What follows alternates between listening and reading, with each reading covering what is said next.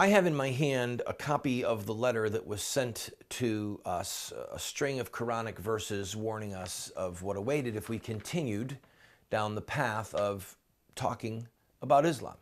And we're producing a series called What Would Muhammad Do?, looking at their material, not ours, their primary, most sacred resources.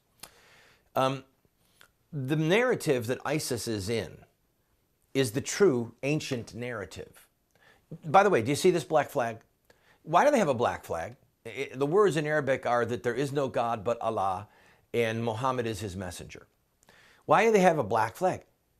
Because the first flag that Muhammad flew was black. All right? They're following in the footsteps of Muhammad. Here's one of the things that they said. Woe to those who love this life more than the life to come. Let those who would exchange the life of this world for the hereafter fight for the cause of Allah. Whether they die or conquer, we shall richly reward them. See, this is the narrative that was driving those two men that ISIS says they knew they were going to die. They knew that the thing was too well protected, but they died as an example. And that's what this passage says. Let them who want to exchange this life for the next. Here's another one.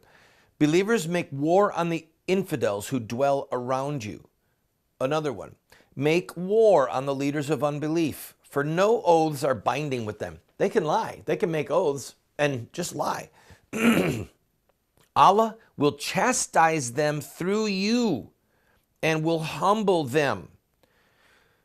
That is the narrative that they see themselves in. Our White House is trying to deny the narrative. It would be like somebody who is not a devout Christian saying, Jesus didn't really rise from the dead, and the book of Acts doesn't really talk about the miracles that the apostles had, God working through them. It's not about the apostles preaching and Paul's conversion. That's just a bunch of nonsense. Christianity is just a religion that teaches you to love people. You can't rewrite Christianity in the image that you want it to be. And we cannot rewrite Islam in the image that we want it to be. So when they said what they did in that letter and talked about the 5 states that they have people in and the narrative that they have, this letter reflects the ancient historic texts and stories and storyline of Islam, of Muhammad and his closest followers. My commitment to you on this program is that we will honestly, with integrity, in the fear of God and with the love of truth, we will communicate to you the truth about what ISIS and other Islamic terrorists are doing, as well as the narrative, the historic narrative that they are trying to emulate, that they are trying to imitate. All right? I'm not going to be an angry white man who hates someone else's religion. I'm not going to say things that are not true.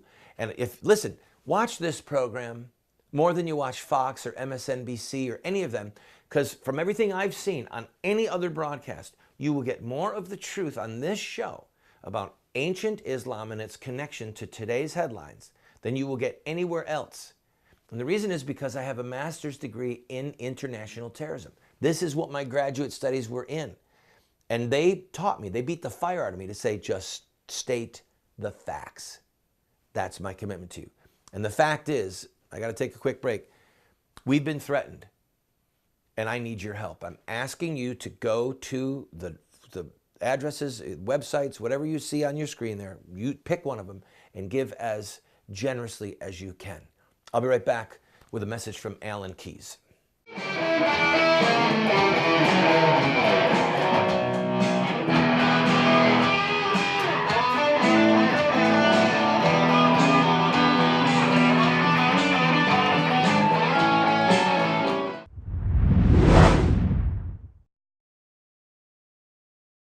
Do you want to get America out of the hands of wicked and unjust men and women who are destroying the republic before our eyes, and put leadership back into the hands of righteous men and women so that we don't die as a nation?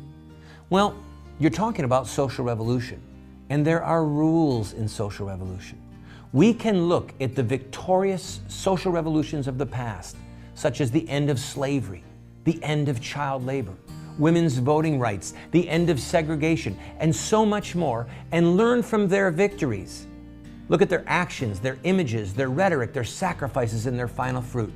We will send you this series that originally cost $129, 7 books for students, 1 teacher's guide, if you'll give a gift of any size and just pay for shipping and handling. Take advantage of it today. My wife and I, for 5 years, have been grinding our own wheat and baking our own bread from scratch. Within 2 hours, you can have fresh wheat in your hand and then piping hot bread come out of the oven. The most nutritious and delicious bread you will ever have. And we do it for under $1 a loaf. Call Paula's Bread and find out about this grain mill and the mixer and how it can save you money and change your life.